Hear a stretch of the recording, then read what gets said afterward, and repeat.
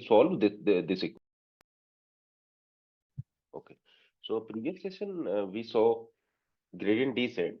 So sometime what we have a function and we want to maximize or minimize this function, right? So we will use several optimization method to get optima value of that function, right? And either we can maximize that function or minimize that function, right? So first function is first method is very simple.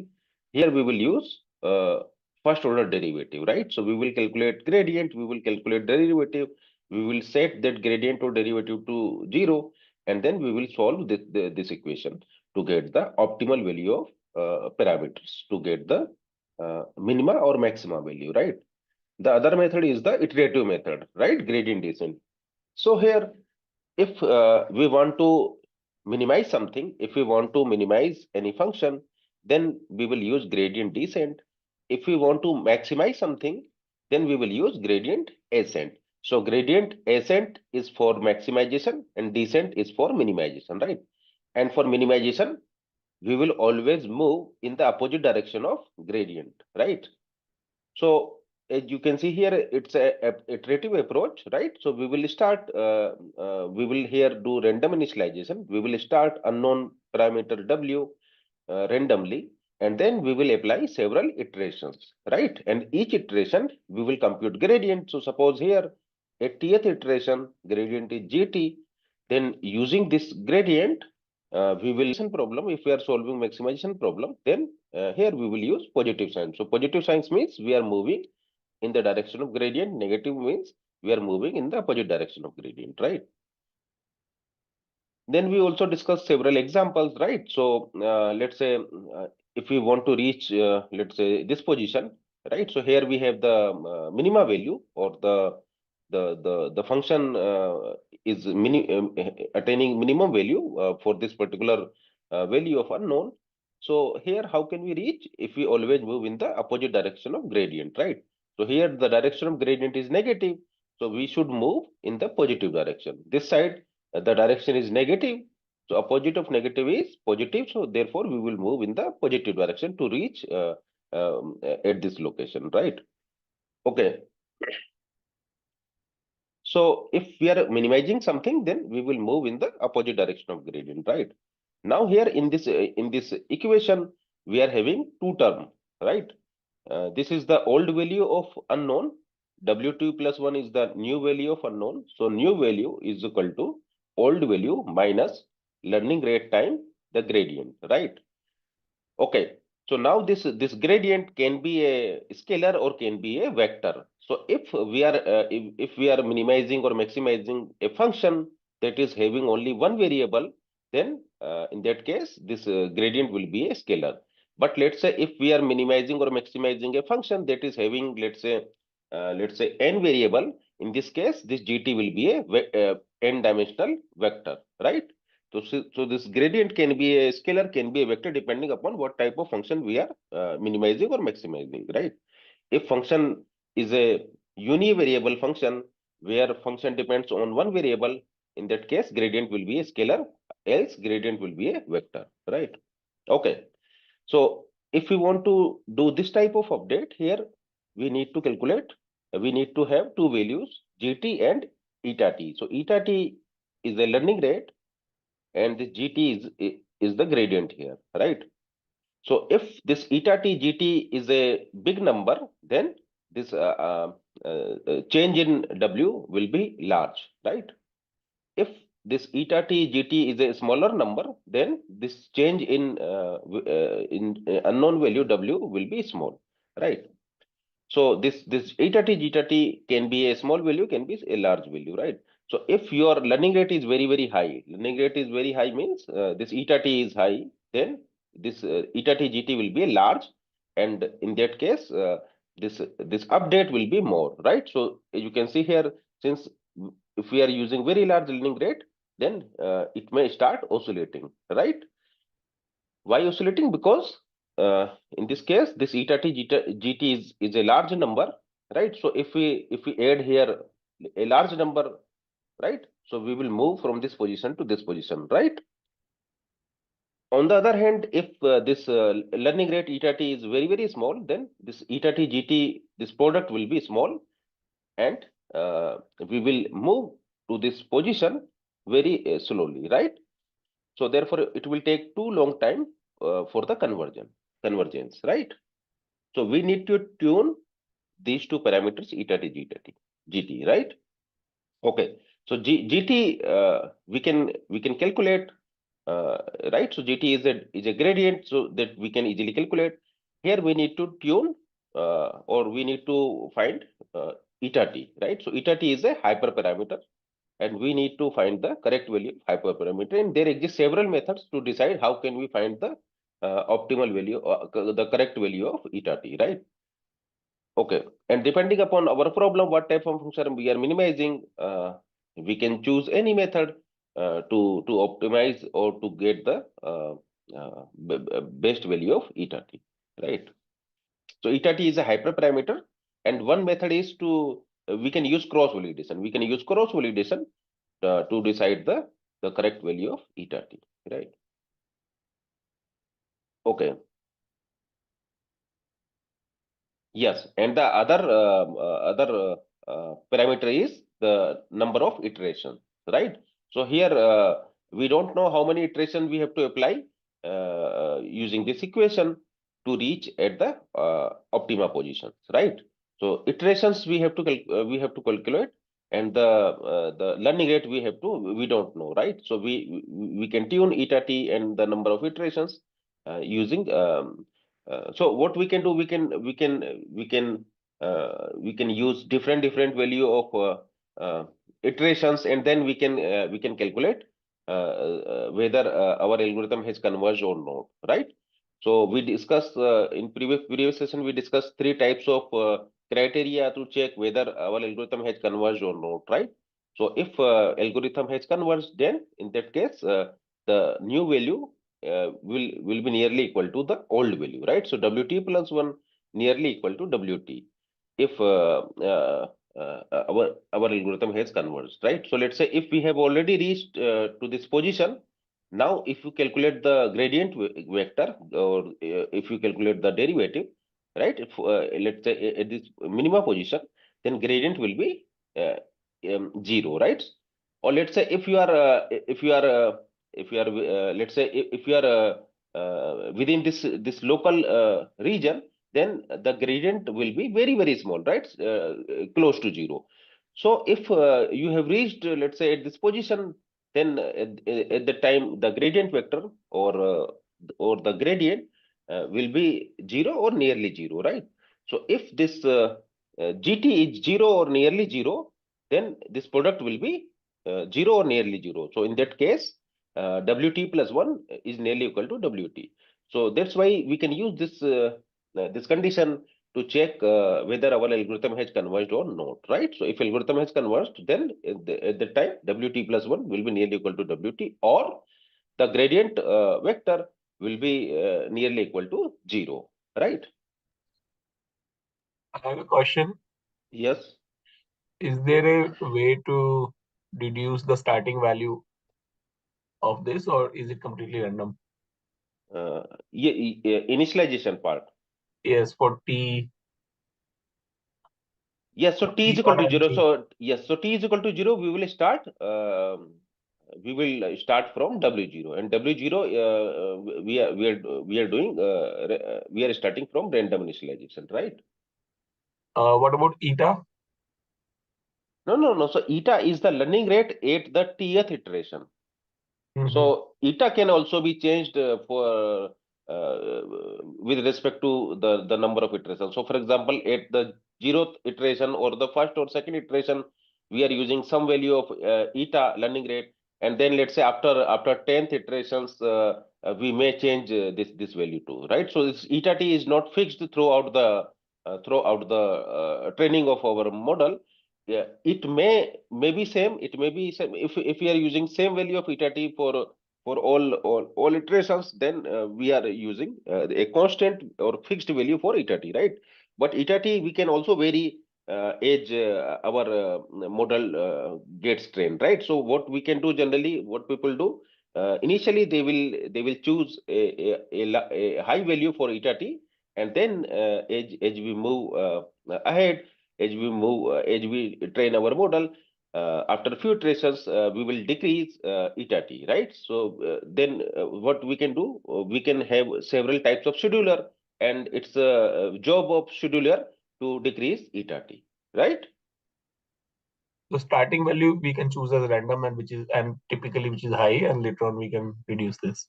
Yes, yes, and this is one method, right? The other method is we can have the a constant or fixed value throughout the training of our model, right? And in fact, what some and in fact there also exists several other methods. There we what we can do, we can sometime increase this learning rate, sometimes we decrease this learning rate, right? So it is also possible, right? So what I mean by sometimes we also use scheduler, right? So in sine function, what we have, uh, since we have this, I think you already know the Correct. shape of sine function, right? So Yeah. in if we are using, if we are following sine function, then sometimes it will increase the learning rate, sometimes it will decrease the learning rate, right? So there can be several types of scheduler, right? So here, what scheduler will do? Scheduler will change learning rate with respect to the iteration, right? And yes, Okay. and also for the initialization, we do have several methods, right? So for example, JVR initialization is there, right? Or random initialization is there. So here I'm only discussing the one very simple method of initialization, which is nothing but the random initialization, right? So we will initialize these values randomly, but it is not only the method. In fact, there also exist several other methods, just like this, for example, JVR initialization, right?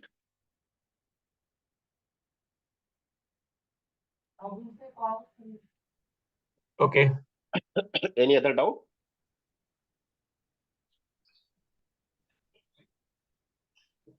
Now, Okay. Yes.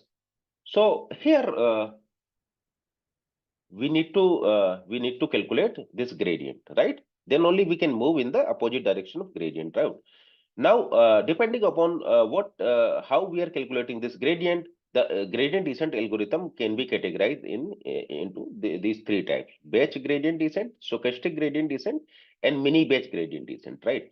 Which means if we are calculating this gradient using all training data, then that method is called the batch gradient descent, right? Okay. So how are we calculating this gradient? We have one function, and we are differentiating that function with respect to unknown parameters, right? Okay. So let's say if we are solving a regression problem, in case of regression problem, what will be the our function here? So let's say if we are using MSE function, MSE error, then this will be our function, right? Mean square error. If we are using mean square error, then this mean square error is our function, and our job here is to minimize this MSE function. So we have to calculate the optimal value of theta, because theta here is, we are taking as unknown, right? So we need to calculate the optimal value of theta such that this MSE error is as low as possible, right? So here we are minimizing MSE error, right? So we need to find the optimal value of theta, right? And for the optimal value of theta, MSE error will be minimum, right? So here we will differentiate this loss function MSE with respect to theta, right? So when you differentiate this MSE with respect to theta, we will get the gradient vector, right? We will get this GT, right? So as you can see here in this formula, MSE formula, we are having all training data, right? Because we are having m number of data points. We are having m number of data points. So as you can see here, we are calculating this loss for all training points, and then we are doing this summation, and then we are doing this averaging, right? So because it's a mean square error, right? So first we are calculating errors, then we are doing squared operation, then we are doing summation, and then we are doing this averaging, right? Okay. So since here we are calculating this error using all training data, and if we differentiate this function with respect to unknown parameter theta, then we will get one gradient vector. And if we use such gradient vector, then that method is called the batch gradient descent, right? Because in batch we will compute this gradient uh, using all training data, right? Okay. Now, what we can do, we can also calculate error for 1 point at a time, right? So, for example, for ith training data, if we can calculate squared error, right? So, for example, we can calculate theta transpose that particular value xi to get the model prediction for ith training data, and the corresponding the ground truth or corresponding output is yi. So we can calculate this difference for the ith training data, right? Because this inner term theta transpose xi minus yi whole square is nothing but the error, squared error for ith training data. So if you consider error using ith training data, and if you calculate gradient only using ith training data error, then that method is called the stochastic gradient descent, right? And in mini batch gradient descent, here we will compute this error using a subset of training data, right? So we can calculate error, we can calculate MAC error for a single training data, we can calculate MAC error for complete training data, we can calculate MAC error for a subset of training data, right? So so that's why we have here three types of method, right? What is the use of calculating it for a single value? So yes, I will discuss that point. Okay. Yes. So we can have three types of three variants of gradient descent: batch, stochastic, and mini batch, right? So using complete data, then batch gradient descent. If we are calculating GT only using a single data point, then stochastic gradient descent. And for mini batch gradient descent, we will compute this zeta t using a subset of training data, right?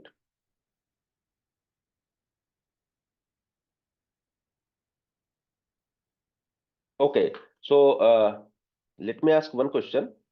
If you are computing the zeta t using all training data points, then this gradient computation step will be faster or slower? So Slower, because we need to calculate first the total error, the complete error using all training examples. So we need to first calculate this quantity, then only we can calculate the differentiation part, right? So if you use batch gradient descent, then the gradient computation step will be heavy, right? The gradient computation step will take a longer time, right? Okay. But since you are computing gradient using all training example, the gradient will be the accurate gradient, right? Because we are calculating gradient using all training example, which means the now the gradient will be the accurate, right? So we will get an accurate gradient, right? Okay. So gradient descent is an iterative approach. We have to apply several iterations, and in each iterations we will use this equation, right? Now, if my gradient is accurate, then within few iteration I will reach at the minima position, right? So let's say, as you can see here, since we have only function of one variable, and each time we are using accurate gradient, so within very few iterations we are able to reach at this position, right? But let's say if my gradient is noisy, if my gradient is not accurate, then it will take a more number of steps to reach at this position, right? Okay. Okay, so in case of batch gradient descent, since I am calculating gradient vector using all training example, so my gradient will be accurate, and within few iteration I will reach at the minima position, right? Okay, so if we are using batch gradient descent, then in that case, gradient will be accurate and number of iterations will be less. Within very few iterations, we will reach at the minima position, right? But now the problem is this gradient GT computation step will take longer time, right? Because we need to first calculate error using all training data, and then only we can get the gradient vector, right? So this grade GT calculation of GT will take longer time, right? But the number of iterations will be less, right? So this is the benefit of batch gradient descent. Now let's discuss stochastic gradient descent. In stochastic gradient descent, we are calculating this gradient by only using one example at a time, one training example at a time, right? So if we are calculating GT by just using one training example, which means we only have to calculate theta t xi minus yi whole square. So we are only calculating this inner term, right? And once we have this inner term is nothing but the error for the ith example, right? So if we are using this error for ith example and we are calculating GT, right?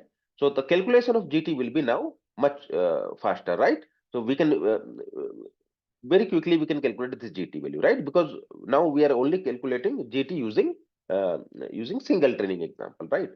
But then the problem is the number of iteration will be huge, right? Because if you calculate GT by only using single example, the GT now is not the accurate one. GT will be approximated, right? Because uh, we will have now there exists randomness in the calculation of GT, because we are only relying single training example, single training point we are relying to calculate GT, right? So in this case, GT will be the approximate one, and GT be accurate.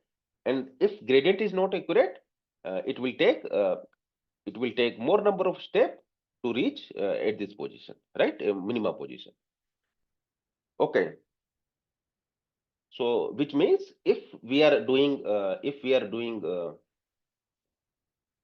stochastic gradient descent, then this GT calculation of GT will be easy, right? Very quickly we will get this gradient GT value, but then the number of iterations will be huge, right?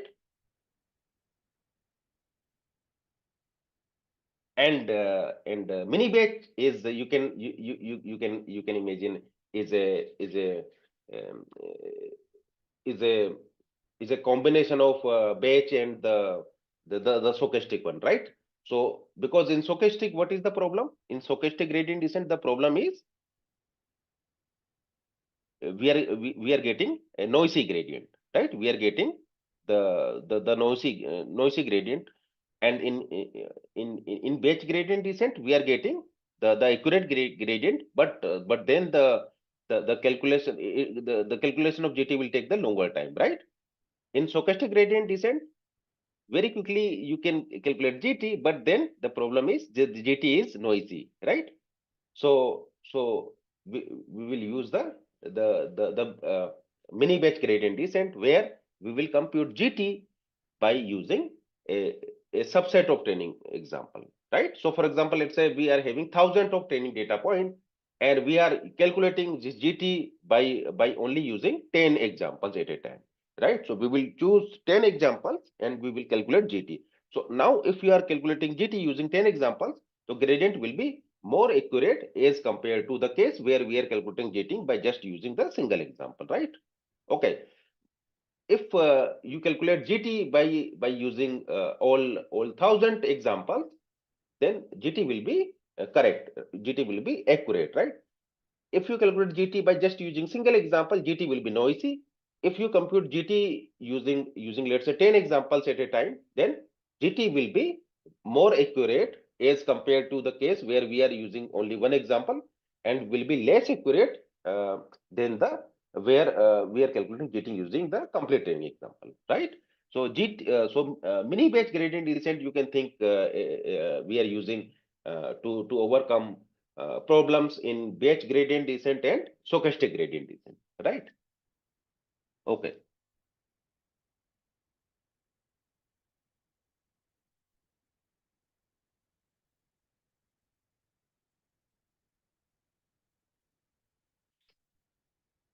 Yes. So this slide I have already covered, right? So what let's say if we have several unknowns, then we need to first calculate the partial derivative. We need to calculate the gradient vector, right? So how can we calculate gradient vector? If we are having several unknowns, we will calculate we will differentiate that function with respect to one unknown at a time, and while keeping all other unknown fixed, right? Yeah. So suppose we are having a function of let's say three unknown, theta 1, theta 2, theta 3, and if you calculate the derivative will here is called the partial derivative, which is nothing but the partial differentiation of this function with respect to unknown theta 1, comma, partial differentiation of this function with respect to unknown uh, theta 2, partial differentiation of this function with respect to unknown theta 3, right? So you will get a vector here, right? So this vector is called the gradient vector, right? And we will use this gradient vector uh, uh, to update model parameter, right?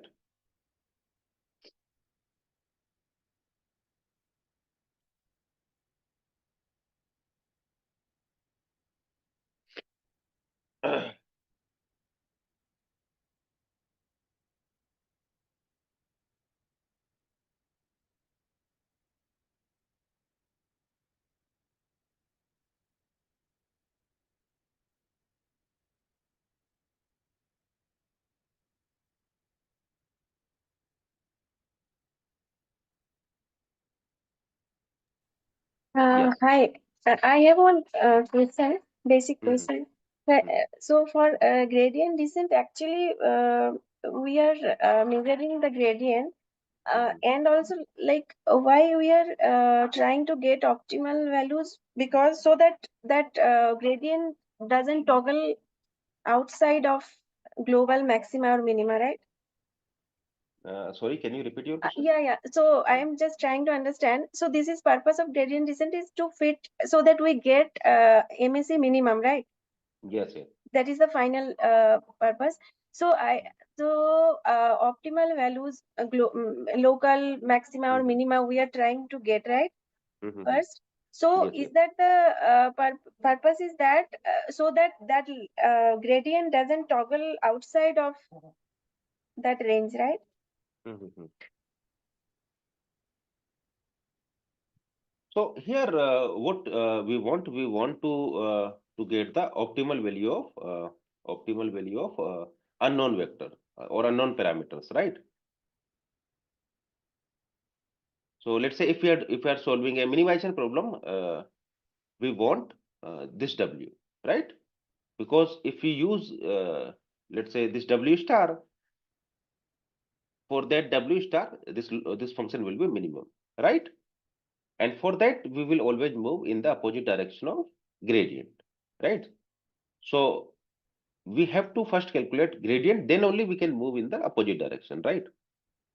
Now, if you are only relying a single data point, because this loss, how can we calculate this loss function LW? Let's say here, if you use, let's say here we are having some W value, some W value. If you put that W value, you will get the some value here, right?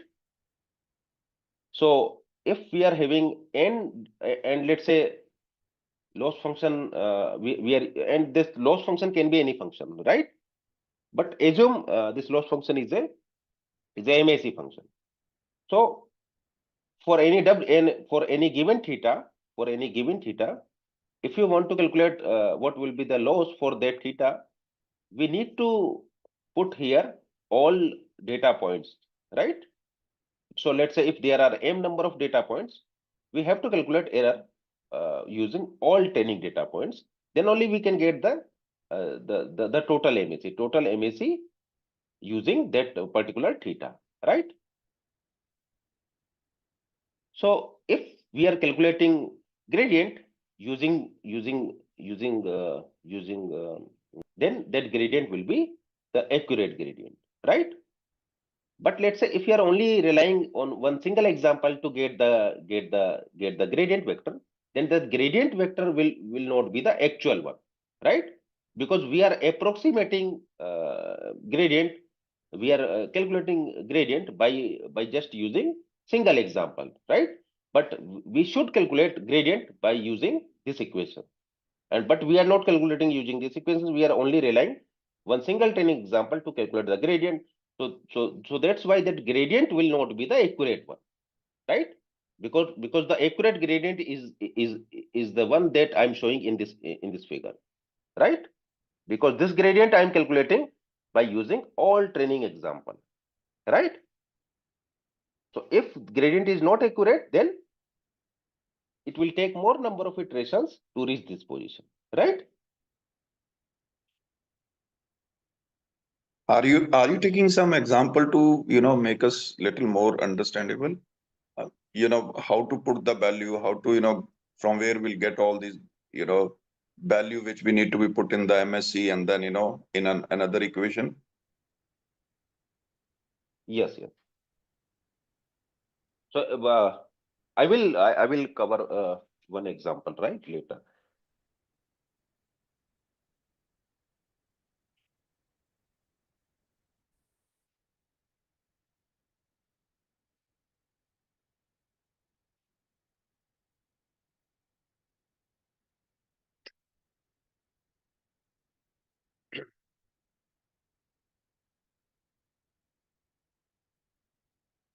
Okay, so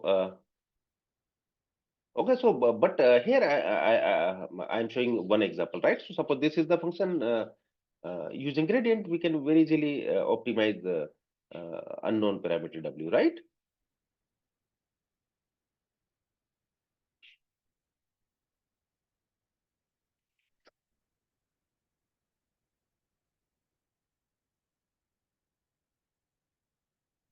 Okay.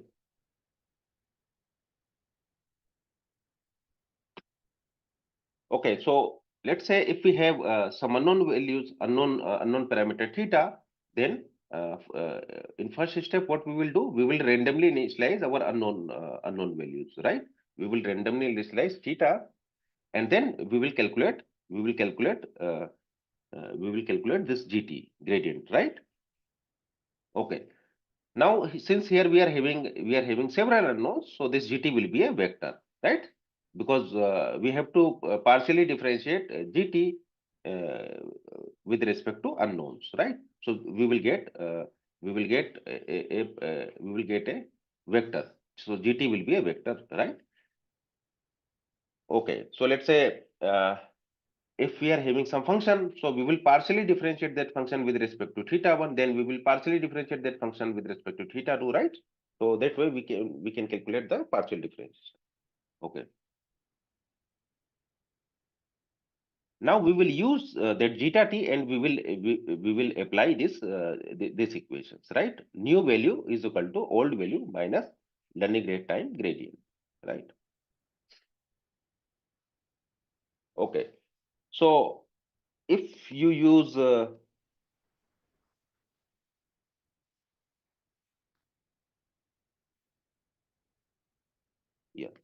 if you use this MAC laws, if you use this MAC laws, and if you perform differentiation with respect to unknown theta, then you will get this value, right?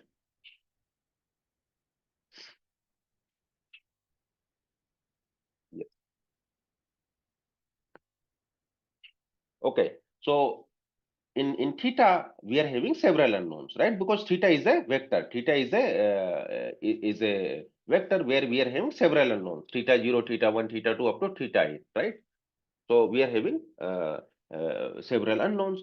So we will differentiate this function with respect to theta j, right? So because we need to differentiate this function MSE function with respect to theta 0, then theta 1, then theta 2, right? So we will calculate here partial derivatives, right? So if you differentiate that MSE function, you will get this function, right? Okay, so how can we perform that partial differentiation? Let's say if we have yes, so let's take this function MSE function.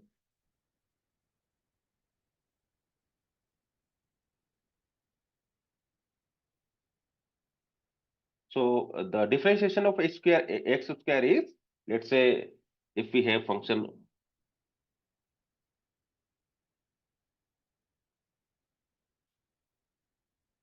y is equal to x square, if you differentiate this function with respect to, let's say, dy by dx, what we will get 2x, right? So here, if you differentiate this because here theta is a vector, right? So we will have here theta 0, theta 1, theta 2, and so on, right? So we will differentiate this function with respect to theta 0, theta 1, theta 2, right? Partial differentiate this function. So if you partially differentiate this function MSE function, let's say with respect to any particular theta, let's say theta j, then we will use this y is equal to, if we are differentiating y is equal to x square, then after differentiating we will get 2 times x, right? Okay, so the same here we can apply here. So it will be the 2m, right? Then summation I is equal to 1 to m, right? So 2x, right? So it will be 2 we have already written, so it will be theta transpose xi minus yi, and then we have to differentiate this part, right? So if you differentiate with respect to theta j, so in theta we will have several theta values, theta 0, theta 1, theta j, right? And the corresponding x value, right? So x1, x2, x3. So since we are differentiating theta with respect to theta j, and we are keeping all other theta constant, so here we will get the term xj, right? So if you differentiate this function with respect to theta j, you will get this value, right? So as you can see here, we are calculating partial derivatives here, right?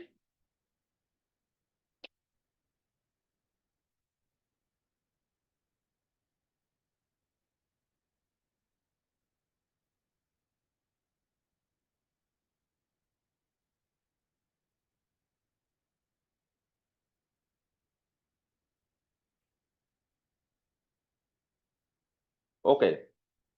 So if you differentiate MSE with respect to theta, we will get this gradient, and we will use this gradient to update the to update this equation, right? W nu is equal to W old minus eta t times dt, right? Okay. So this is the gradient. This is the partial derivative with respect to theta j, right? Because in theta we are having several unknown value. In theta we are having theta 0, theta 1, theta 2, and so on, right? So with respect to theta j, we are partially differentiating while keeping all other theta fixed, right? Okay. So this way we can calculate, we will get the vector, right? Can you please go back to previous screen? The This last slide. on the last element you have got xji. What does this represent? No. So see, here we are having several theta values, right? So if we are having linear models, then what will be our model here? Theta 0 plus theta 1 time feature 1 value, right? X1 plus theta 2 x2 plus theta 3 x3, and so on, right?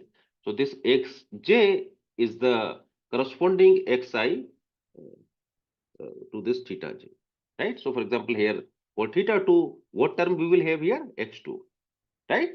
Because we are partially differentiating it with respect to theta j while keeping all other theta constant, right? So if you are differentiating, if you are partially differentiating with respect to theta 2, which means all other thetas are constant. So since all other values are constant, so if you differentiate with respect to constant, what value we will get? 0. So here also what value we will get? 0. So only here we will get the x2, right? For corresponding theta 2. So for theta j, we will get here xj, right? Yes, thanks.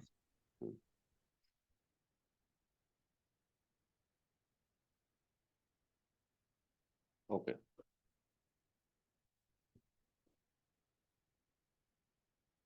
Yes.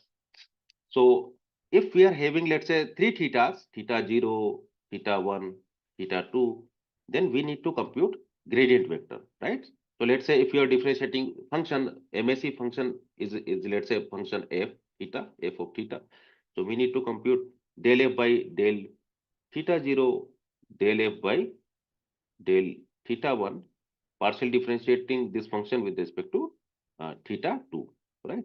So we need to compute this vector if we are having 3 theta values, right? So this is how we are calculating one partial differentiation. Let's say del by del theta 1, right? So we need to compute del by del theta 0, del f by del theta 2 also, right?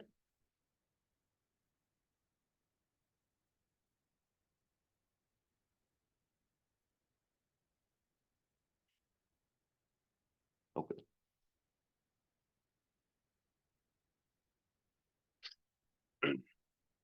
Yes. So if you compute the gradient with respect to all unknown thetas, we will get this vector, right? Here, what this first term represent? Partial differentiation of MSE error with respect to theta 0, right? Because theta 0 is the first unknown, theta 1 is the second unknown, right? And we have n such unknowns, right? So we need to calculate, we need to estimate these n unknowns, right? So this gradient will be a vector of size n plus 1, right? Because there are n plus 1 unknown, right? Okay. Yes. So here I've shown calculations for one theta j, right? And if you arrange all, if you calculate all such partial derivatives, you will get the gradient vector, right? Okay. So if you put all these values here in this vector form, and if you do some arranging, then finally you will get this type of equations: 2 divided by m xt x theta minus y, where what is this X matrix? X matrix is the matrix that we will get after arranging data points row wise, right? So remember this capital X matrix I have already discussed, right? In this X matrix, what we will have here, we will have data points row wise, right? Okay.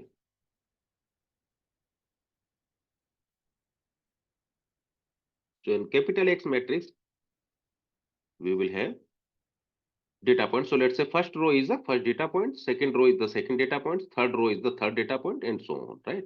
So this is our X matrix, right? Now, as you can see here, in this gradient computations, we have taken all data points, right? Which means if you use this type of gradient in updating unknown value, then that method is called the batch gradient descent, because we are calculating gradient using all training examples, right?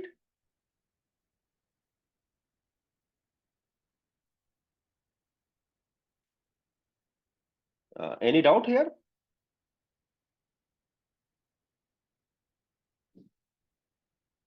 Okay. How did this 2 by m that equation came? No. So let's say if you are differentiating some function of form x square, then differentiation will be 2 times x, right? Okay. Yes. So here also we are having square term, right? In mean square error, MAC error, we are having this square term. Okay, let me show you this term. Yeah, that is there. So Yes. yes, so due to this square, we are getting 2 times the inner part, right? 2 times x.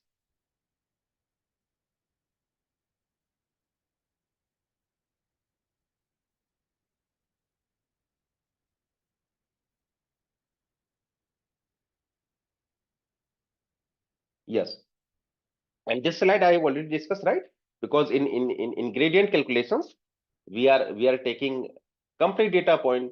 We are using all data points to compute this gradient vector, which means the batch gradient descent is terribly slow on the large training set. If we are having thousand or if we are having millions of data points, then this calculation, this gradient calculation will take very long time, right?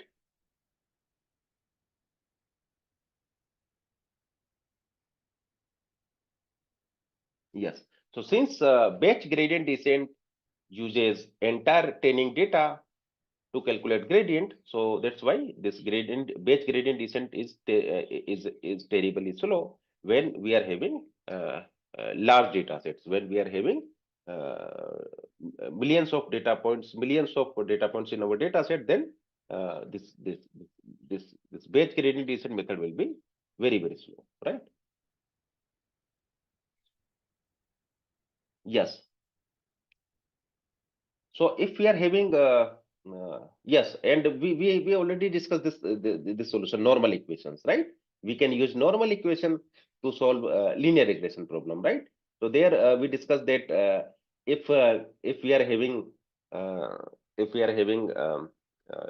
thousands of feature, then we cannot use we cannot use.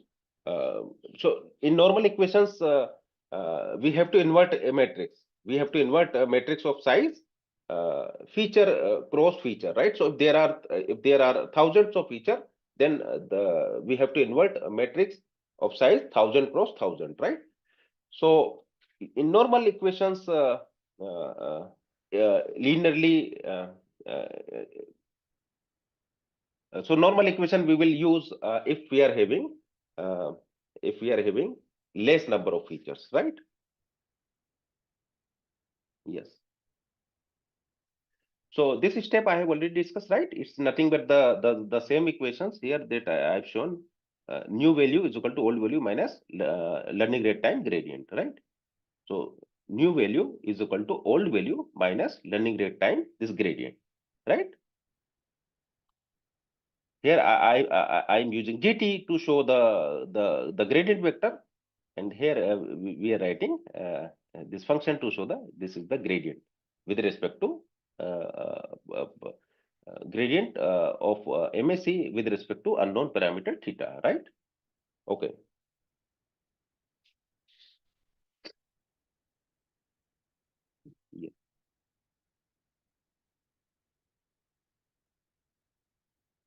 Yes, and since we are minimizing this function, so we will always move in the opposite direction. We will always move in the opposite direction of gradient, right?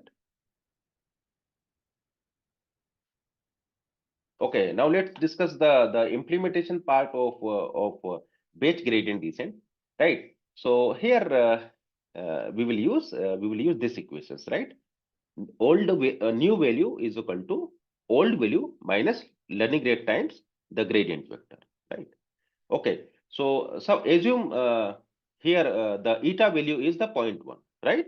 This learning rate value is 0.1, right?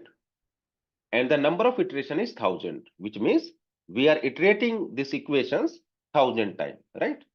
So here the number of iteration is 1000 and this eta t value is 0.1, right?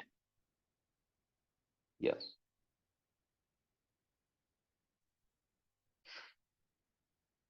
Okay.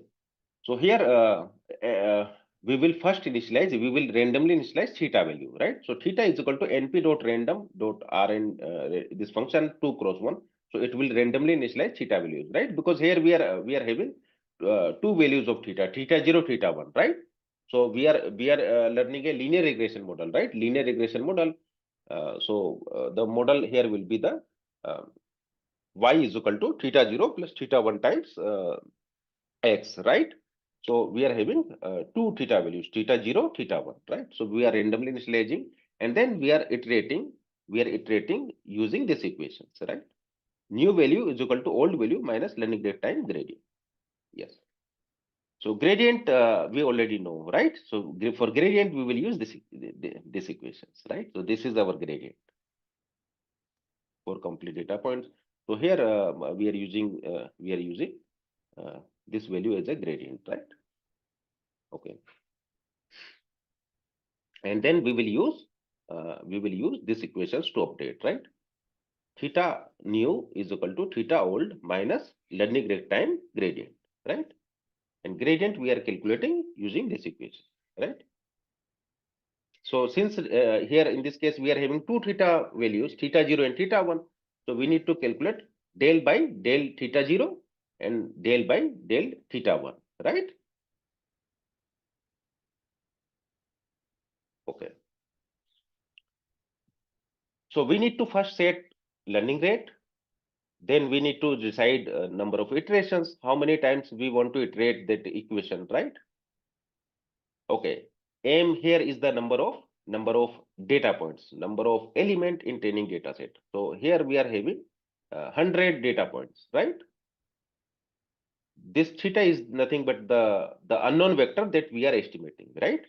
And here, since we are having two theta unknown value, theta 0, theta 1, so we are randomly initializing two values, theta 0, theta 1, right? So that's why here we are having size 2 cross 1, theta 0, theta 1. So we have to initialize two values randomly, one value for theta 0, one value for theta 1, right?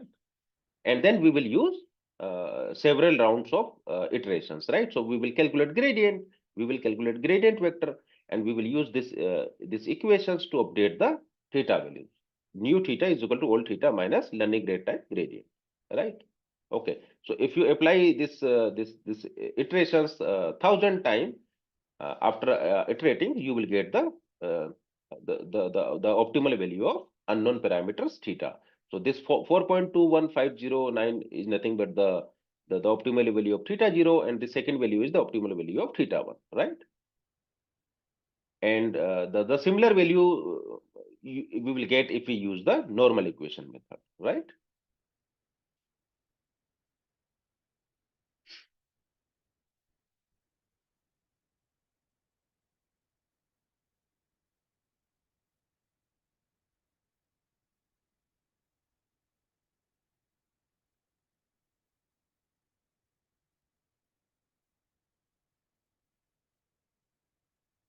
Yes.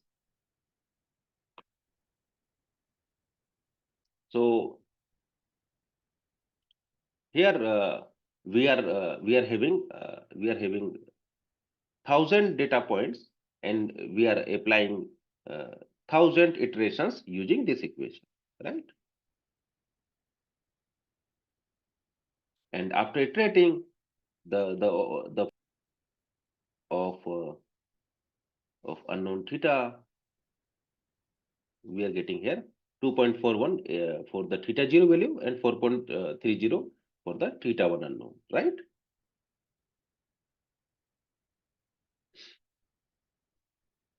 Any doubt in this code?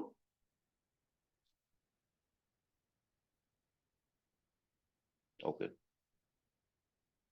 Okay, now let's discuss how the learning rate affect the gradient descent, right? So this part also I have already covered, right? I have shown this visualization. If you choose very small value for learning rate, it will take a longer time to reach this position, right? If learning rate is very high, it will start oscillating, right? So these examples I have already covered, right?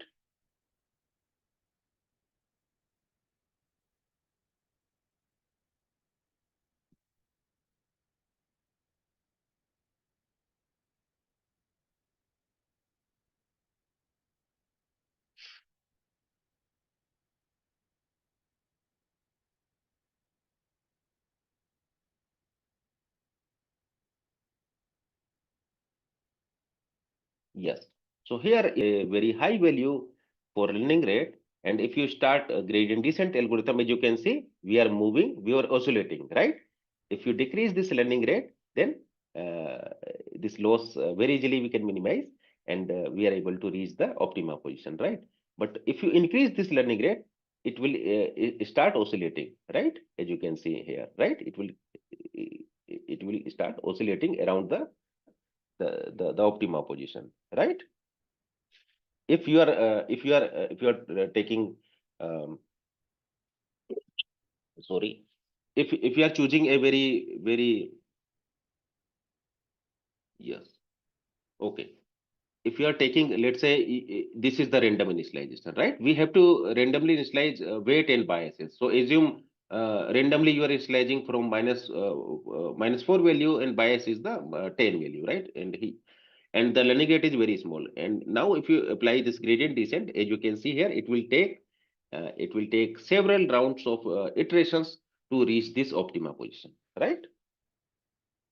Because this theta values, the unknown values are moving very slowly, right? Now, if you see this visualization, if you increase this learning rate, the change in value will increase, right? If you increase, let's say, let's say this is my learning rate, 3 into 3.1 10 to the power 5. Now you can see here this line is changing, right? And if you, yes, so this is the perfect learning rate, right? 0.002. If you use 0.002, then yes, within very few iterations you are able to reach the optima position, right? Here the learning rate is 0.002. Yes, I'm starting. Yes, within very few iterations you are able to reach the optima position, right? But if you are choosing very high value of learning rate, now you are oscillating around the optima position, right? Okay. Can you please explain why is it oscillating? Because if you take eta t is a, let's say eta t is very high value, then eta t gt will be a very high value. This number will be very high, eta t zeta t, right? So if this value is very high, which means one time you are having positive gradient, other time you are having negative gradient, right? So let's say this side you started from this side. Now here the gradient is negative, right? And since you are taking a very high value for learning rate, eta t, then this eta t gt will be a large value, right? And since this eta t gt is large value, which means the change in w will be large, right? And if change in w will be large, which means you will move from this position to this position. Now again, if you calculate gradient direction of gradient has changed. This side we will have negative gradient, and this side now we are having positive gradient, which means again the shift or the jump will be you will make a big jump, right? So which means now you will start oscillating around this position, right? Because one side you are having positive gradient, other side you are having negative gradient. So positive negative positive negative, so that's why you will start oscillating around this position, right? Okay. So is it possible to detect that it is oscillating and then put a stop? Yes, we can we can calculate the direction in gradient. If direction is gradient, let's say if we are having positive then negative then positive then negative, which means we are oscillating around that position, right?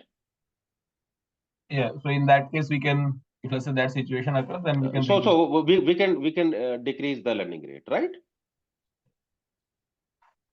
Because I showed one visualization, right, where if we decrease the learning rate, the oscillation will stop, and we will reach to the optima position, right? Okay. So this visualization I have already covered, right? If you take very small value for learning rate, it will take several iterations to reach the optima position, right? If you take very big value for learning rate, it will start oscillating, right? Yes, so this slide I have already covered, right? So learning rate, we cannot take a very small value because then it will take a huge number of iterations to reach the solution, right? If learning rate is too low, it will take lots of time to reach the solution. If learning rate is too high, it will take it will start oscillating, right? So we will jump here and there around the optima position, right? So learning rate has to be not too low and not too high, right? If you choose this learning, if you choose the correct value of learning rate, then within very few iterations, you will reach the solution position. You will get the optimal solutions, right?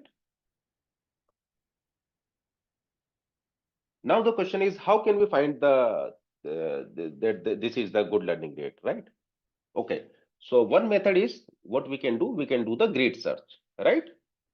So we will have several. We can try several value of learning rate, and we can select the suitable learning rate, right? But here the problem is we need to, since it is an iterative approach, so we have to use several iterations to get the solution, right? Yes. So we can use grid search to find the good learning rate, right? But then we limit the number of iterations, right? Because we are here having two unknown, right? Yes. So this W is again unknown. W is unknown. And we also don't know the number of iterations and the learning rate, optimal value, the correct value of learning rate. So this eta t, correct value of eta t, we don't know. The number of iterations we don't know, right? And W is also unknown, right? So this eta t and this iteration, number of iterations is called the hyperparameters, right? And W is called the model parameters. So in gradient descent, we are having two types of parameter. One category of parameter is called the model parameters. Model parameters are the unknown parameters that we are estimating here, right? So here unknown parameter are this W vector or this theta is the unknown parameter. Eta t and number of iteration is eta t is also a parameter. Number of iteration is also a parameter, but this type of parameters we call hyperparameters, right? Because the performance of this algorithm, the performance of this gradient descent depends on number of iterations and learning rate, right? So this learning rate, iteration, these parameters are called the hyperparameter, right? Yes. So we can use grid search to calculate the learning rate. Yes.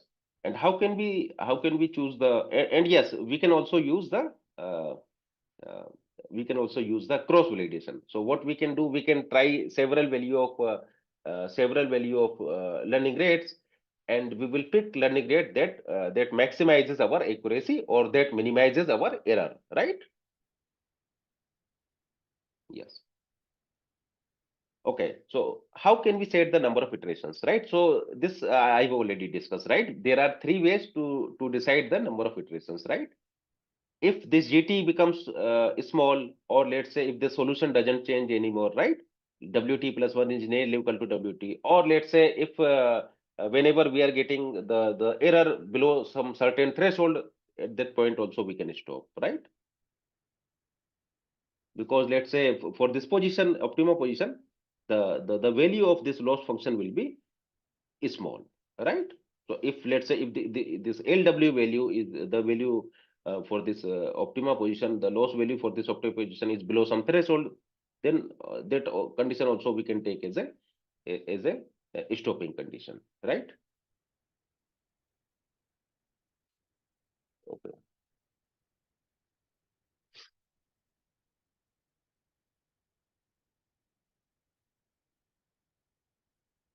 Yes. And also, if the number of iteration is too low, then we may not get the optima solution, right? So let's say if let's say learning rate is small and the number of iteration is also small, then let's say we may stop at this, we may not reach to the optima position, right? Yes. And if number of iteration is too high, then it may also possible, let's say if you are taking very small learning rate and the number of iteration is also very high, then it will take more number of iterations, more number of update. It will take huge time to get this position, optima position, right? Okay. So there it are will, two yes. minimas here, right? One is global minima and the other is the local minimum. Yes, So by gradient descent, we can be stuck at any of these two. How will we yes, know yes. that we are at the global minima? No, we cannot calculate this, right? So the gradient descent algorithm will give any one. So let's say if you are for this function, if you are using gradient descent will give you either this solution or this solution, and it depends on what type of initialization we are using, right? And what type of learning rate we are using, and how many iterations, iterations we are doing, right? So depending upon our learning rate, depending upon number of iteration and our initialization, we may get either this solution or this solution, right? Okay, but for this linear regression part, we will not, we will not. So linear regression, we will not have any problem, because this function that we are minimizing is a convex function, right? X square is a convex function. X square is a parabola, right? So in this type of function, we will only have one solution, and that solution is a global solution, right? So here, if you use gradient descent for convex function, you will always get the global solution, because in this case we will only have one solution, right? So for MAC loss, we will not have any problem, right? But this method, gradient descent method, we can use for any loss function LW. This loss function can be MAC error, can be absolute error, or can be any function here we can take for LW, right? So if LW is the MAC function, then since MAC is a is a convex function, so we will always get the global solution, right? Any other doubt?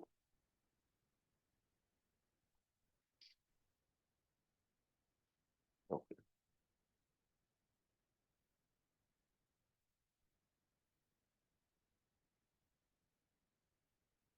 Yes. So here the common practice is we will set a large number of iterations, and we will stop our algorithm when the gradient becomes tiny, when gradient becomes uh, nearly equal to 0, right? Or 0. So what we can do, we can, let's say, we can set number of iteration to, let's say, 1,000, right? And let's say after 100 iterations, if gradient becomes teeny, then we will stop at that point, right? Because we don't know how many iterations, how many times we have to use this equation to get the optimal value, right? Number of iterations we don't know. So what we can do here, we can choose, let's say, 1,000 iteration, and let's say after 100 iteration, if this GT becomes teeny, then we can stop after 100 iteration, right? If WT plus 1 is equal to WT, or let's say GT is 0, or let's say the error function, let's say, is below some threshold value, we will stop that point, right? Okay. Now, how can we calculate the gradient becomes too teeny? For that, we can use any norm, right? So, for example, here, let's say if you have a vector x1 to xn, the norm you can calculate using this formula, right? So, if norm of this vector is below some predefined threshold epsilon, we can stop that at that point, right? Right? Because here in gradient descent, uh, if function is having several unknowns, then we will have this vector, right? Gradient is a vector.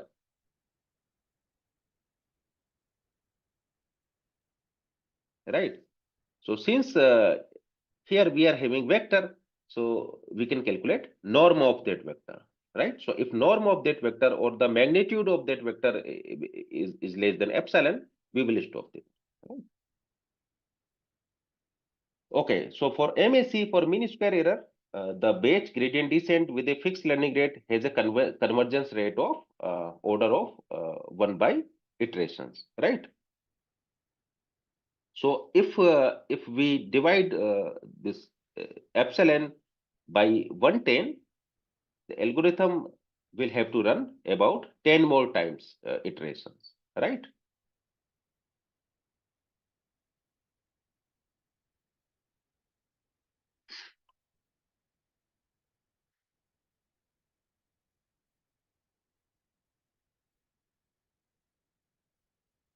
So let's say if new eta, new threshold is nothing but the old eta divided by 10, right? If you divide eta by 10, right? Now let's say if the new threshold eta is the previous value of eta divided by 10, right? So this algorithm has batch gradient descent. Batch gradient descent is very simple. The only difference in batch gradient descent is we will compute zeta t using all training examples, right? Okay. This stochastic, we will compute zeta t by using one example at a time, right? So batch gradient descent problem here is this algorithm is slow because we need to compute gradient using all training examples.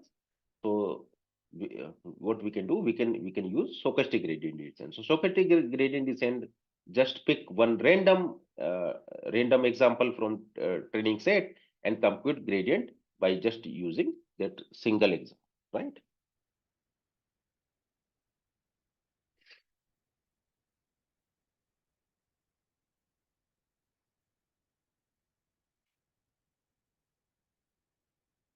Yes. So now this SGT makes algorithm much faster because in each iteration, very quickly we can compute this gradient, right? Because in GT we are only computing using one example at a time. So GT computation will be easy, right? But here the problem is, since we are computing gradient by just using one example, so that gradient will be noisy, right? Because now this gradient is not the actual gradient. This gradient we are calculating using one single example. So we will follow here the zigzag path, right? Because this gradient is not the actual gradient, right?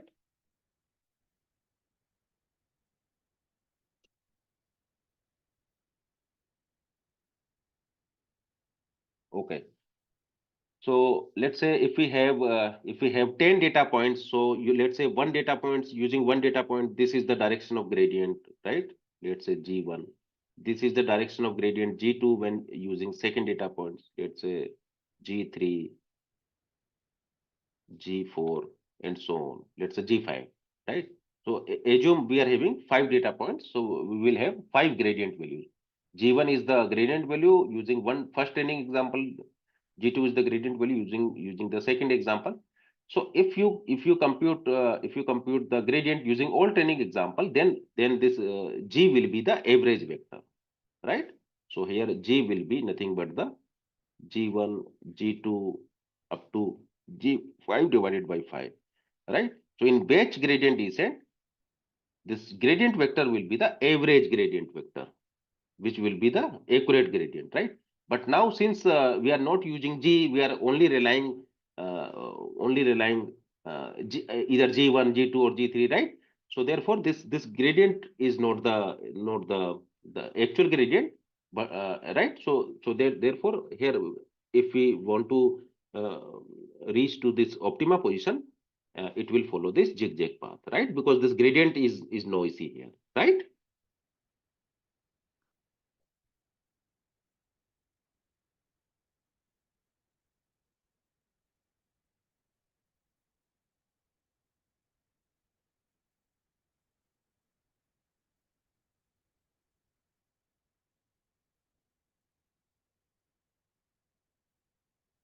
Yes.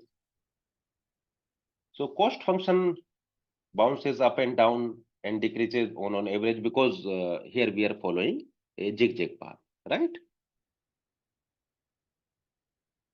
Yes. And if you see this optima region, here also we are moving, we are bouncing, right? Because we are using the noisy gradient, right? So once we are in the optima region, in optima region also we will continue to bounce around, right? Because here the gradient we are using is the noisy gradient, right? So it will never settle down, right? Okay, so how can we fix this problem here?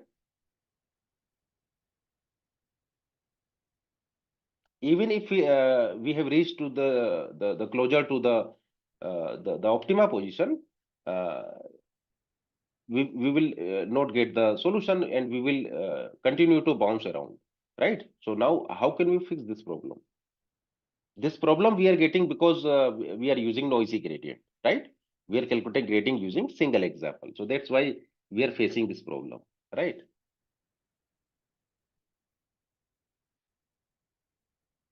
So how can we fix this problem?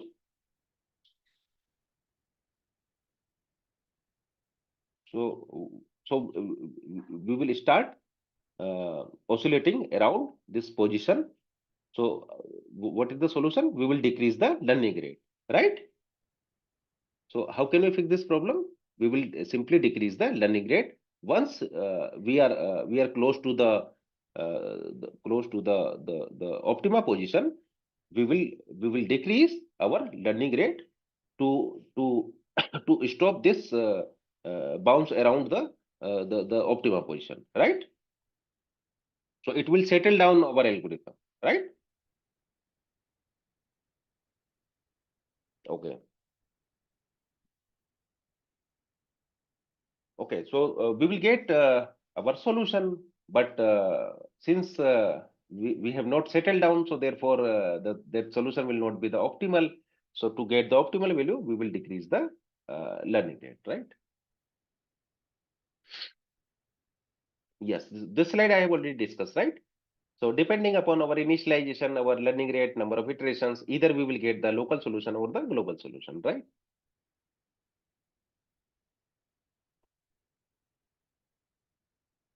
Yes.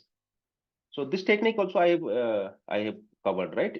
Stimulate annealing. So what exactly we will do here? We will start with the high value of learning rate, and then we will decrease the learning rate as we train our model, right?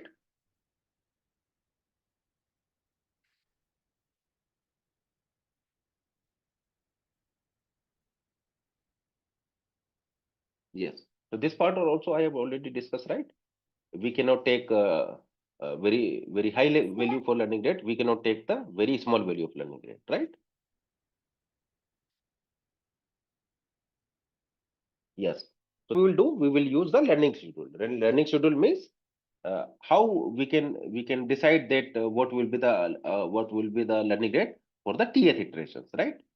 So for that, either we can use the fixed value for all iterations. So let's say eta t is fixed. Eta t is 0.01 or 0.001 throughout the training of our model, right? Or we can start with the high value, then we can decrease, right? Or we can use any other scheduler, for example, sinusoidal scheduler we can use, or any other type of scheduler we can use. So what this learning scheduler will do, learning scheduler will change learning rate for any particular iterations, right? So this eta t is the learning rate for the T8 iterations, and learning rate scheduler will give us this eta t value, right?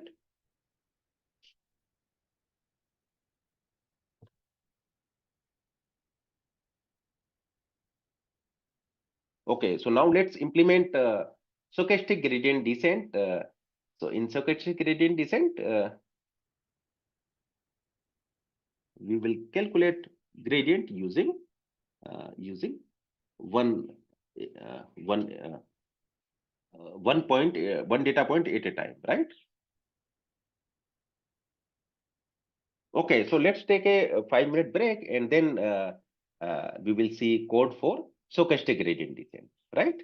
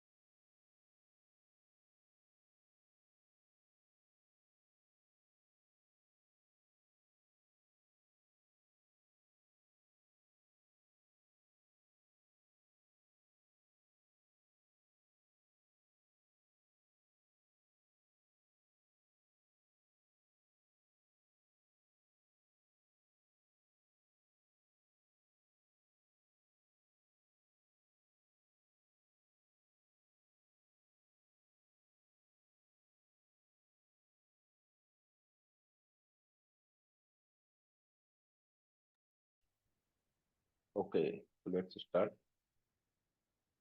Hello, am I audible?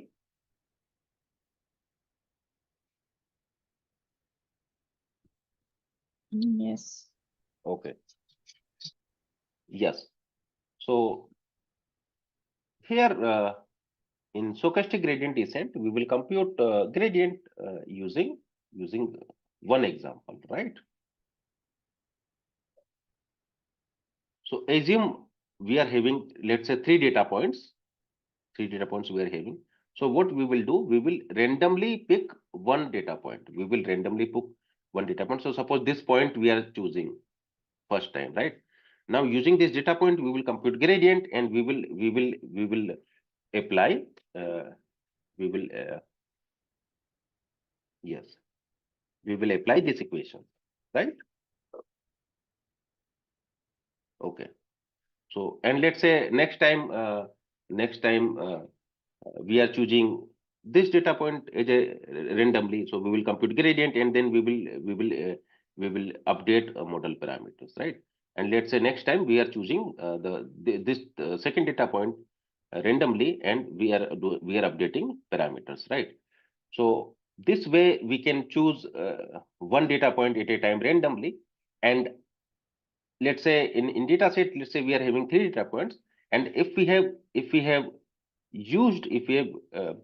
update our equations over all training data points, so that is called one epoch, right? So epoch means we have completed one round of updations, right? Which means we have updated equations, we have updated models using all training examples, right? Yes. So here by convention we will iterate rounds of m iterations. Why m iterations? Because we are having m data points. We are having m data points, and in a stochastic gradient descent, we will compute gradient using one data point at a time, right? So therefore, we will use here m number of iterations, right? Because in each iterations we are calculating GT using single training example, right? So since we are computing GT using one training example at a time, so therefore the total number of and since we are having m number of data points, so therefore there will be um, m GTs, right? Yes. So let's say here you will get some gradient if you use this data points. If you use this data point here, again you will get some gradient. So let's say the G1 gradient, G2 gradient, G3 gradient, and you will use these gradients to update the model parameters, right? So each round is called the epoch. So epoch means when you have completed all data points, uh, right? So let's say if you have 10 data points in your data set, and epoch is let's say epoch is 5 epoch you are using, then number of total number of iterations will be 10 into 5, 50, right? Which means 50 time you will update using this equation, right?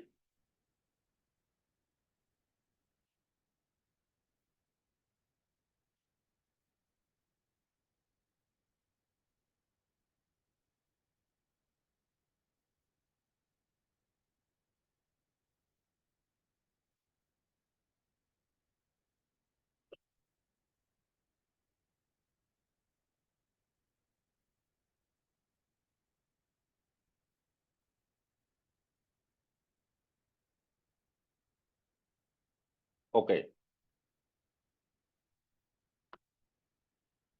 Yes. So in gradient descent, so yes, so this is our learning scheduler, right? So learning scheduler is taking t as an input and returning this value as an output. T0 divided by t plus t1. where T0 and T1 values are 5 and 50, right? Number of epoch, we are choosing here 50. So epoch means one complete round of updation, right? Which means we have seen the training data once, right? So let's say if number of epoch is 50, which means 50 times we will go through the complete data sets, right? So which means each data points we will use 50 times, right? So first data points we will use 50 times, second data points we will use 50 times, right? So in each round we will select data points randomly, and once by doing these random selections, if we have covered all training examples, that will count as a one round, one epoch, right? Any doubt here? Okay. So here this number of epoch we are taking 50, T0, T1 values are 5 and 50. If you put here any T value, it will give you some value, right? And that value we are taking as a learning rate limit. That value we are taking as a learning rate eta t, right? So to get eta t for any iteration t, we are using here the scheduler, right? Okay. Now you can also verify here, as you increase t value, T0 divided by T plus T1 will decrease, right? Because let's say this T0 is fixed. T0 is fixed 5. So 5 divided by T plus 50, right? Because T1 value here is 50. So 5 divided by T plus 50. So if you increase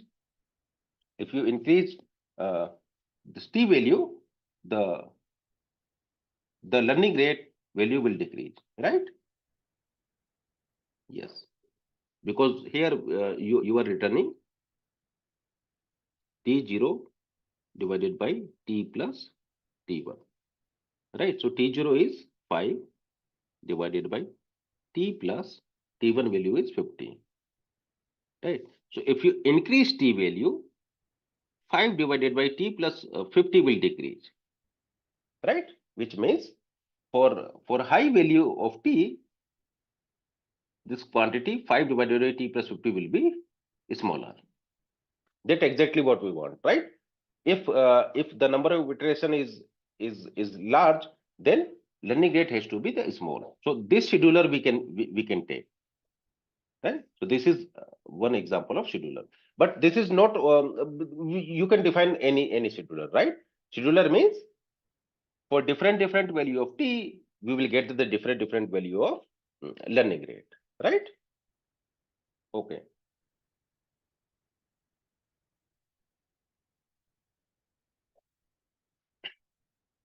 Yes.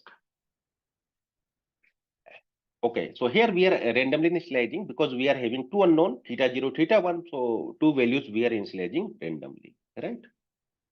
Okay, then we will here apply several rounds of iterations, right? So how many rounds we want here? 50 rounds. So for that we are writing here for epoch and range, number of epochs, right? So 50 round we want. And in each round, in each epoch, what we will do, we will randomly select one data point at a time, right? So how many data points we are having here?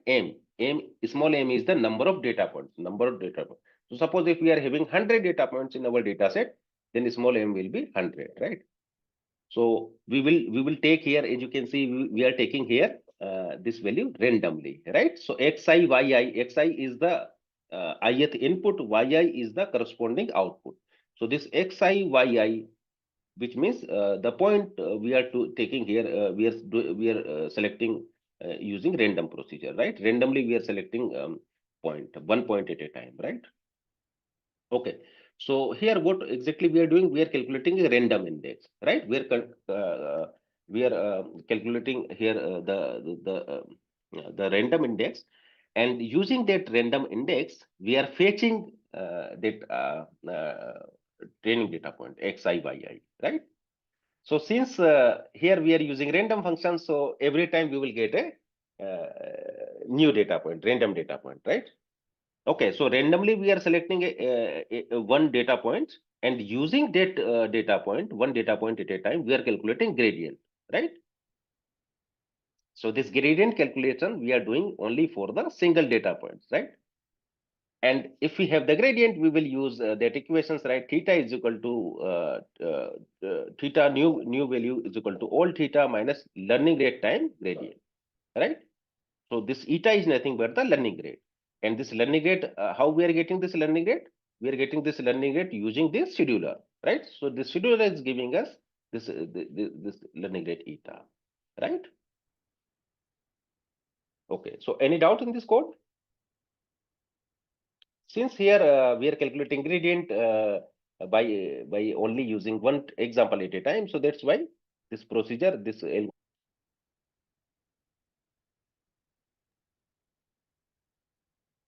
okay. So what is the value of M where we're defining in the range? No, M is the number of data points. So yes. So M, I think we have already defined. So I think value of M is 100, right? Yes, here we have defined M is equal to 100, which is nothing but the number of data points, number of points in our data set, right?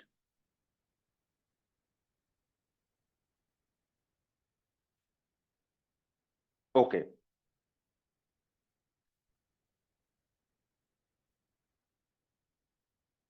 Okay. So after having 100 rounds, because here we are taking a number of epoch is equal to 50, right? So after doing 50 round, uh, we will get optimal value of, we will get the solution theta 0 and theta 1, right? Yes.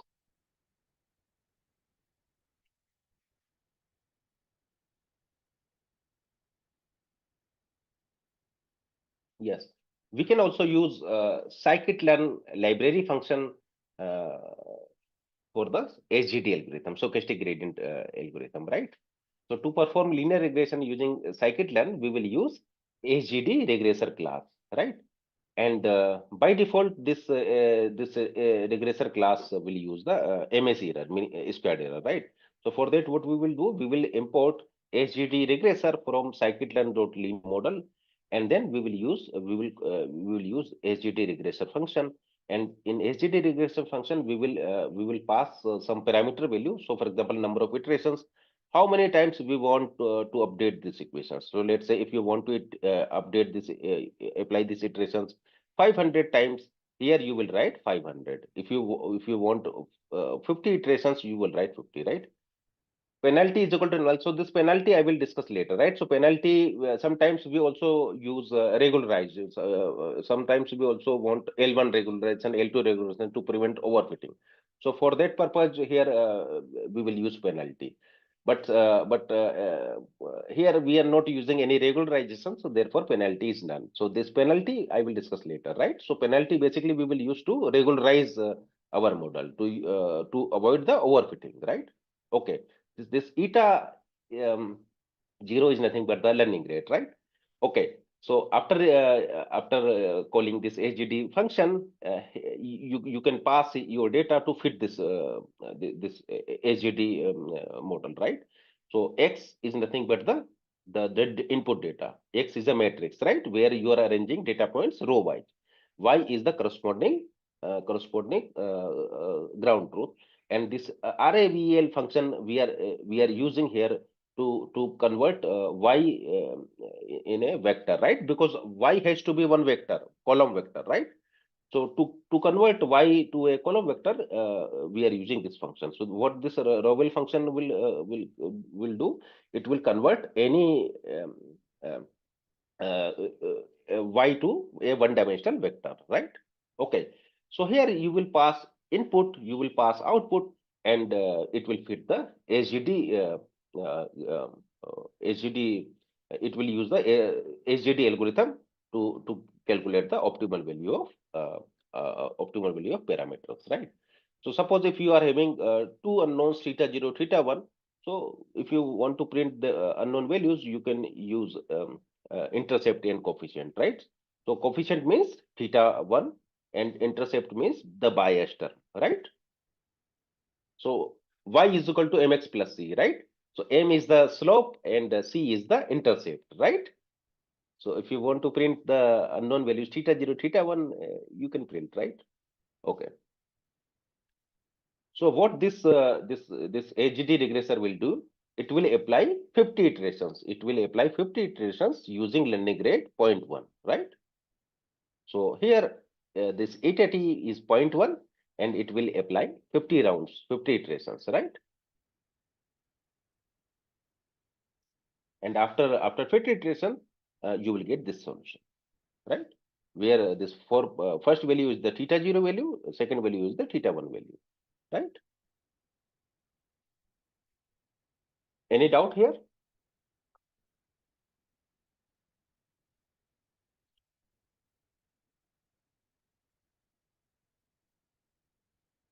Okay. So now let's discuss mini batch gradient descent. So mini batch gradient descent, as I said, we will compute gradient using a subset of training data points, right?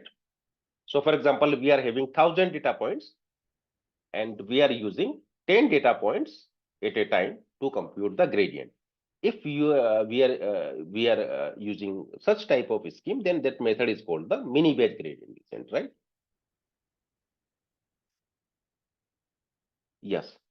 So instead of computing the gradient based on the complete training data point or by the just data points, in mini batch gradient descent, we will compute gradient on a small random set of instances called the mini batches, right?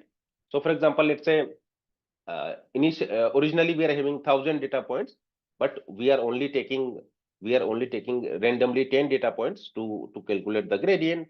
Then that method is called the mini batch gradient descent. And here the size of mini batch is 10 because we are calculating gradient using 10 randomly chosen data points, right? We are randomly choosing 10 data points and then calculating the gradient.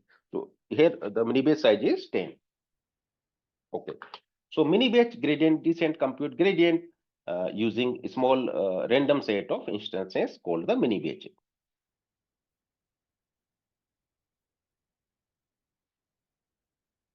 Okay. So this advantage I have already covered, right? So advantage of mini batch over stochastic gradient descent is if you use the mini batch gradient descent, now the gradient because in case of stochastic gradient descent, we are getting noisy gradient. So it will fix that problem, right? So since now we are getting more correct value of gradient, so the number of iterations required will be reduced, right? So if the number of iterations we are reducing, which means we are getting a performance boost, right? Because if gradient we are getting correct gradient we are getting, then we will get the more correct solution, right? Because if gradient is not correct, then solution will not also be the correct, right? If gradient is you are calculating accurate gradient you are using, then you will get the correct solution, right? So you will get the performance boost. From hardware optimization point also we will get benefit because now we are having we are calculating gradient using uh, gradient using uh, uh, using a set of data points, right? So since we are using gradient using set of data points, so therefore we will do here we will perform here the operations using matrices using vectors, right?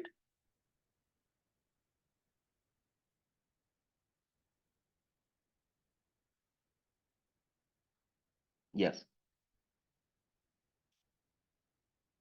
Yes. So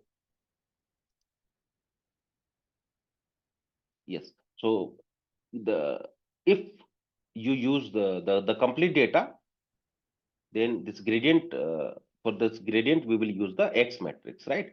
If here you use the if you use the subset of data points, then what changes we will do here? The only change here is, now in this case, X is not the complete matrix. Okay. In case of mini batch gradient descent, this X will be a subset of original data. So let's say originally we are having 1000 data points, and if mini batch size is 10, then there will be only 10 rows, right?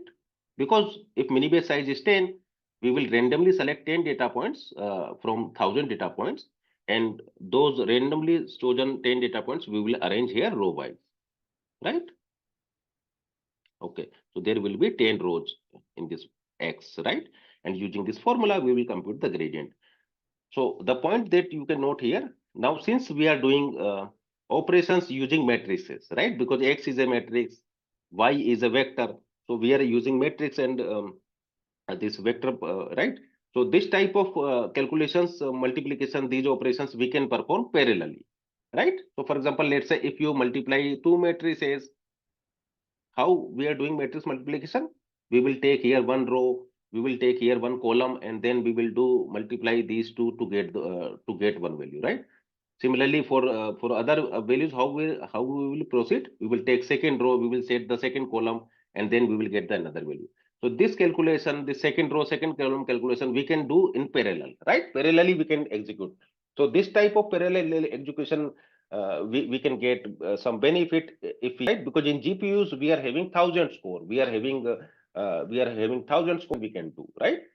So this type of multiplications where we are having matrices and vectors, we can do the parallel computation. So it will also benefit if we use the mini batch. So from hardware point of view, we will get the optimum performance, right? Because if you do update one point at a time, then this type of parallelization you cannot do, right? Because we only have one point. But now since you are having 10 data points, so you can do parallel computations, right? Any doubt here?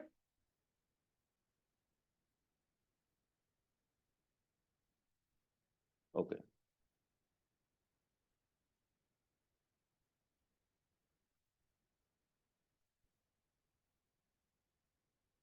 Yes. Yes. So from a hardware point of it is also optimized, right? Because now we are doing metric operations, right?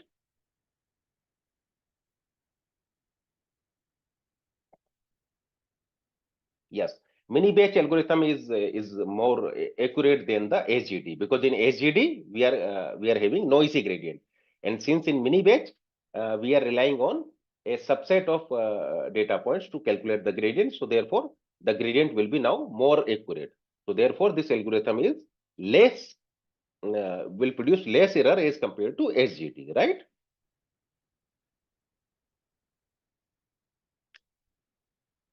Yes, the disadvantage here is that it is harder for mini batch GD to escape from local minima, right? Because if you are trapped, if you are trapped, let's say at local position, let's say here, if you are trapped, then using SGD you can escape, right? Because in SGD, since gradient are noisy, so therefore since gradients are random, gradients are noisy, so that randomness will help you to move from this local region, right? But since now you are using accurate gradient, gradient randomness, you are reducing from gradient, so therefore uh, it may possible that you trapped at local position, right?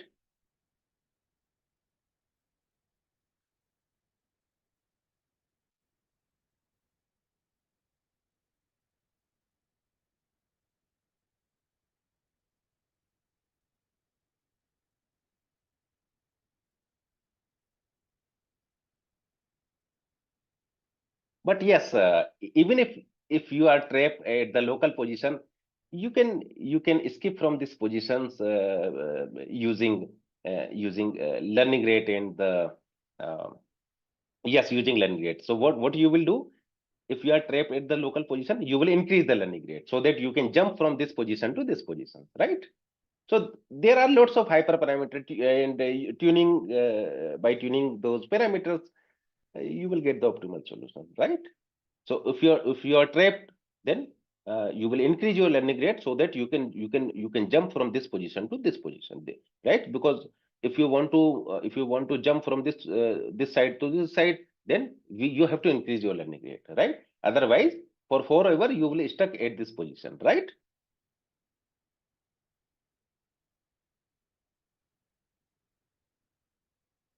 So it's not like that in mini batch. You cannot escape from local minima. Yes, you can escape from local minima if you increase your learning rate, right? Any doubt here? Okay. Okay. So let's discuss the implementation for mini batch GD. Okay. So it's same as the SGD. The only difference is in the gradient calculations we are taking a subset of data points, right? In SGD we are only taking one data point at a time, right? We are only taking one data point at a time randomly. Here we are randomly choose a subset of data points, right? Okay. So same learning function, same learning scheduler here we are using, right? The only difference is here we are taking.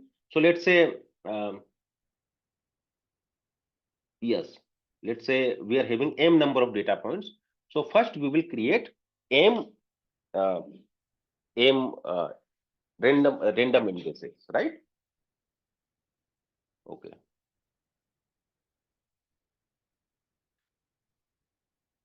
So this shuffle indices will shuffle uh, uh, and will give you the shuffled indices, right? So for example, let's say if we have 5 data points, 1, 2, 3, 4, 5. So it will do this shuffling operation, and shuffle index will give you, let's say here we are getting first position 5, then let's say 1, 3, 2, and let's say 4, right? And after doing the shuffling operations, we will get the shuffled data points and corresponding output, right? Okay. Now, based on this mini base size, so suppose if mini base size is 2, mini base size is 2, which means we will compute gradient by using 2 example at a time, right? So originally we are having 5 data points. If you use all 5 data points to compute gradient, then that method is called the batch gradient descent. If you only compute gradient 1 data point at a time, that method is called the stochastic gradient. If you compute gradient using subset of data points, then that method is called the mini batch gradient descent, right? So if here mini batch size is 2, which means every time we will randomly select 2 data points from these 5 data points to compute the gradient, right? Okay. So mini base size is 2, then right? So since we have already shuffled these indices, so therefore the randomness is already there, right? Because originally we are having 1, 2, 3, 4, 5, but since we have shuffled this index, so randomness is we have already introduced, right? Okay. So for first time gradient computation, 5 and 2 will go here, right? In this gradient computation, 2 data points will go, 5 and 1. Second time, 3 and 2 will go. And since we are having 5 and we are selecting 2, so this 4 we will skip here, right? So in one round, in one epoch, we will compute 2 gradient, one gradient using 5, 1, second gradient using 3, 2. In another round, again we will shuffle these indices, and let's say after doing shuffling, now let's say shuffle index is 4, 1, 3, 2, and 5, right? So again, mini base size is 2. So first gradient we will calculate using 4, 1. Second gradient you will calculate 3, 2. And since we are only left with the one example, and there has to be two training example to calculate gradient. So therefore, again we will skip this 5, right? So this way we will proceed, right? Yes, update equation is the same, right? Theta old is equal to theta new minus, theta new is equal to theta old minus learning rate time gradient. The only difference is this gradient we will compute using mini batch number of training example. So if mini batch size is 2, we will compute gradient using 2 training example at a time, right? Okay, so any doubt here?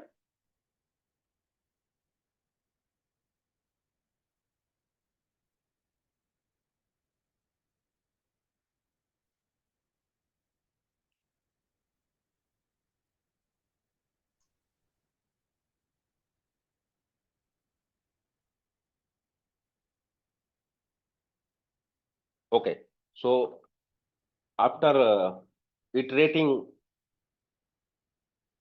multiple times, we will get optimal value of parameters, right? Theta 0 and theta 1.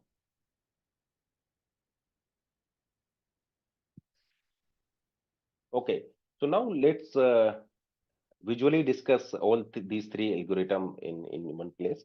So as I said, in batch gradient descent, gradient we are computing, accurate gradient we are computing, right? So since we are computing accurate gradient, so as you can see in batch gradient descent, the path is smooth, right? From randomly initialized position to the optimal position, we are moving. We are following a smooth path, right? Because here the direction of gradient, because the gradient is accurate, right? In mini batch, or in stochastic gradient descent, since we are computing gradient using one training example at a time, so therefore, the randomness in gradient or there will be error in gradient, right? So that's why this stochastic gradient descent is following a very zigzag path, right? Zigzag path is there because we are having randomness as gradient, right? Gradient are noisy, and in case of mini batch, since gradient is more accurate as compared to mini batch, in mini batch gradient descent, gradient is more accurate as compared to stochastic, but less accurate as compared to batch, right? Because in mini batch we are computing gradient using a subset of data points. So therefore, again, the path is zigzag, but not as zigzag as we are getting in case of stochastic, right? One more observation you can note here in batch gradient descent, uh, the gradient computation step is heavy, right? It will take huge time to calculate gradient, but the number of iterations required will be less, right? Within very few iterations, you will get your solution, right? Why? Because we are having here the correct gradient, right? In mini batch or stochastic, the number of iterations required will be more, right? Because gradient is not as accurate as the batch gradient descent, right? Yes. So let's discuss these observations one by one. So using all three algorithms, we end up getting the same solution, right? Again, this observation is only true for the MAC loss, because in MAC we will always get the unique solution. But if we are optimizing a function where we are having several solutions, local solution, global solution, then we cannot say that every time we will get the same solution. In fact, different run of different same algorithm, you will get the different answer. What I mean, let's say even if you are using batch algorithm, batch gradient descent 3 times, you will get the different solution, right? Because there are multiple solutions, and this algorithm will give you any one solution, right? Okay, but here, since you are optimizing MAC loss, which is a convex function, so you will get the okay. So that's why all these three algorithms end up nearly near the minima, right? So this position you have reached after convergence, right? The second observation is the batch gradient descent path actually stop at the minima, right? So as you can see, you are starting from this position and you are stopping exactly uh, at the minima position, right? But for the stochastic gradient descent, since the gradient is noisy, so therefore even after reaching to the optima position, you continue to bounce around the optima position, right? Because here the gradient is noisy, right?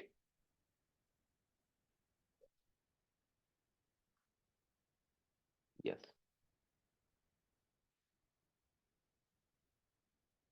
Yes.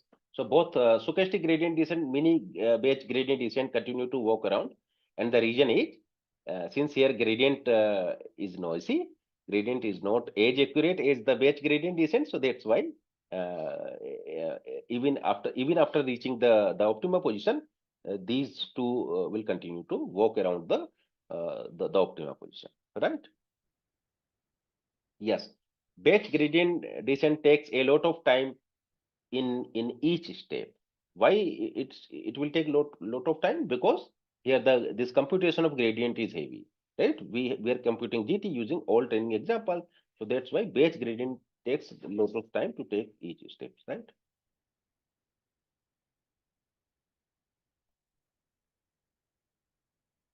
Yes. Yes, both SGT and mini batch GT, we can reach the minimum provided the good learning schedule, right? If learning rate is too high, then you start oscillating. Learning rate is too slow, then it will take more number of steps for the convergence, right? So choosing the right value of learning rate is most important when we use gradient descent algorithm, right?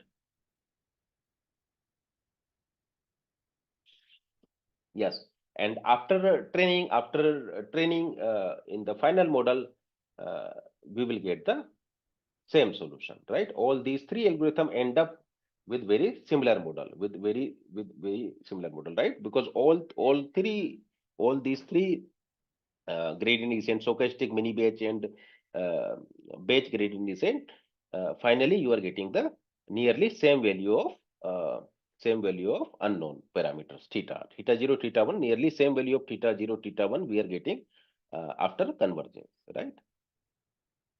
So since we are getting the same value of nearly same value of unknown theta 0, theta 1, so therefore the same prediction you will get even if you use the batch gradient model trained using batch gradient descent, or if you train model using mini batch gradient descent, or if you train model using stochastic batch gradient descent, similar predictions you will get at the test time, because the value of theta 0 and theta are the similars, right? How can we make the prediction at the test time? Theta transpose x. We will use theta transpose x to get the predictions, right? So if theta values are similar, the predictions will also be similar, right? Yes. So now let's compare the all three gradient descent batch, stochastic, mini batch, and the normal equations, right? So I have already discussed that when we have the large M, when we have the uh, uh, because this normal equations linearly scale with respect to the number of training example, right? Because in normal equations we are inverting a matrix of size number of feature into number of feature, right? So if n is the number of feature here, m is the number of training examples. So in normal equation method, we have to invert matrix of size n cross n, where n is the number of features. So if number of features are large, then normal equation will be slow, because the matrix inversion operation is very costly.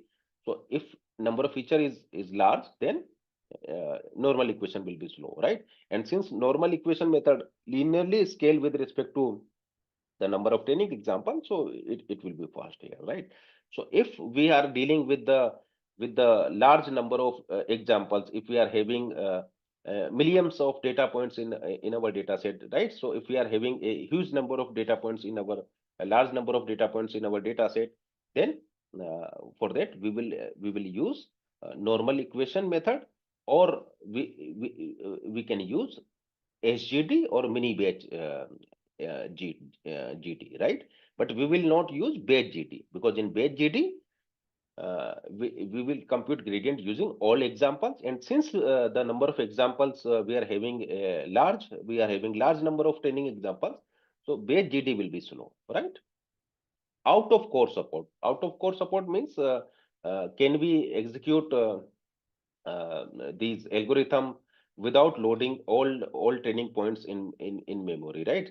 So normal equation, it is not possible, because here we are using mathematical equations. So for that we need to load complete data points into memory, then only we can calculate the optimal value of theta. Here also in base GT also we cannot we cannot do, right? Because in base GT we are computing gradient using all training example. So we need to load all training examples in memory to calculate the gradient, right?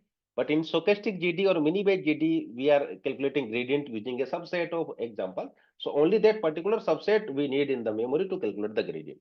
So out of core support is only we will get for SGD and mini batch GD, right? Because in mini SGD, one data point we need to compute gradient. So only that particular point we want in the memory. In mini batch, the mini batch number of data points we want in the memory to calculate the gradient, right? But in normal and batch, the all data points we need in memory to calculate the gradient, or to calculate the optimal value of parameters, right? Okay, large Mini N. batch, for mini batch, this out of core support will depend on the size of the batch, right? Size of the mini Yes, batch. size of mini batch. So let's say if we are having 1,000 data points and mini batch size is 10, then at least we have some memory that we can accommodate 10 data points, right? So let's say 1,000 point we cannot accommodate, 1,000 point we don't have memory. But even if we have memory for 10 data points, we can execute mini batch GD, right? Because mini batch GD only require 10 data points at a time in memory to calculate the gradient, right? So that's why out of core support is is large. We will not use normal equation, because here we have to invert a matrix of size n by n, so it will make this matrix inversion process very slow. So therefore normal equation we will not use. But yes, if we have the large number of features, then we can use base GD, SGD, mini batch GD, the number of examples, right? So if let's say if the number of features is large, number of data points is large, then we will not use batch. Either we can use SGD or we will use mini batch GD, right? But let's say n value is large but m value is, let's say, small, then batch GD we can also use, right? Okay, hyperparameter in mini batch GD and SGD we are having more number of hyperparameter as compared to normal equation and batch GD, right? Because in normal equations we are directly know the equation, mathematical equations, and using that equations we will get the optimal value. So we don't have any hyperparameter in normal equation method, right? Because we are using one equation to directly get the solution. In base GD, SGD, mini batch GD, there are so many hyperparameters, right? For example, this eta t, learning rate is a hyperparameter, number of iteration is a hyperparameter, and in fact in mini batch the mini batch size is a hyperparameter, right? Because we can take mini batch of 10, we can take mini batch of 20. So what is the ideal mini batch size? So that mini batch again a type of hyperparameter, right? Okay, scaling required. So in normal equation scaling is not required, right? Because we are here using the mathematical equation. But yes, in batch, stochastic and mini batch, feature scaling is required, right? Yes. So then it will follow the zigzag path, right? Yes, I think I have shown one slide. We can code, right? So so because in HDD we are using one data point at a time, in batch we are using complete data point in it.